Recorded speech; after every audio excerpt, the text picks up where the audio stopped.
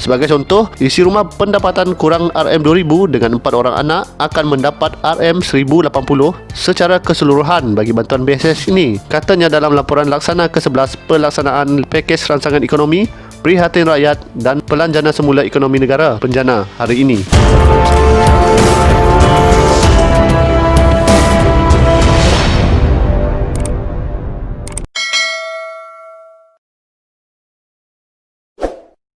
Sebagai bukti sokongan anda yang dihormati, jangan lupa tekan butang subscribe, like, komen dan share video ini. Terima kasih.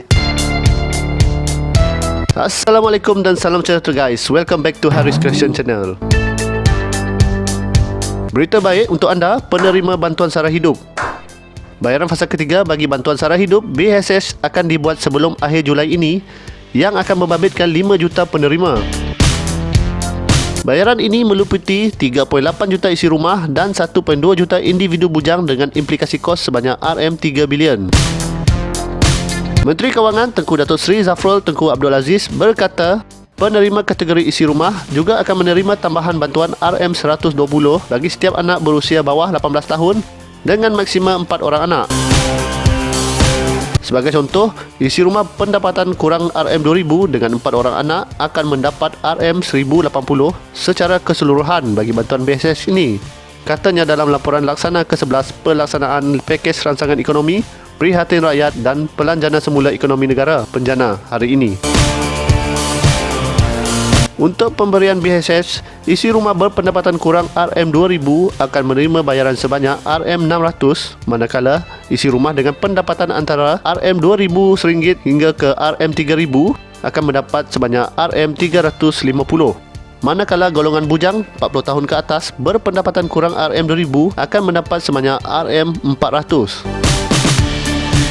Menurutnya, seperti diumumkan sebelum ini, pelaksanaan pembayaran secara tunai, bantuan prihatin nasional BPN dan fasa kedua serta fasa ketiga BSS 2020 bagi kawasan pedalaman Sabah dan Sarawak yang tiada akaun bank akan bermula pada 1 hingga 31 Julai 2020 dengan diselaraskan oleh Perbendaharaan Malaysia Sabah dan Perbendaharaan Malaysia Sarawak. Usaha ini bakal memanfaatkan 53,325 penerima dengan implikasi kewangan sebanyak RM28.7 juta. Perbendaharaan Malaysia Sabah dan Perbendaharaan Malaysia Sarawak akan turun ke lokasi-lokasi yang ditetapkan di kawasan pedalaman bagi memudahkan urusan penerima di kawasan berkenaan, katanya. Sementara itu, sehingga 26 Jun lalu, seramai 10.215 juta penerima BPN telah menerima bantuan ini, yang membawa keseluruhan bayaran BPN ke RM10.90 bilion daripada 10.88 bilion minggu lalu, yang mewakili 97.32% tahap pelaksanaan. Katanya, antara 19 hingga 26 Jun, sebanyak RM20 juta telah dibayar kepada 25,000 penerima BPN melalui bayaran secara tunai di cawangan Bank Simpanan Nasional BSN di seluruh negara.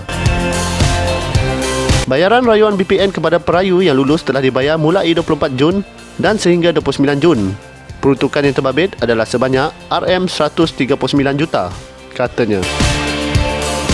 Semoga perkongsian ini akan dapat memberi manfaat kepada kita semua dan komen yang baik-baik saja ya. Serta jangan lupa untuk subscribe channel ini kerana subscribe itu percuma ya. Terima kasih.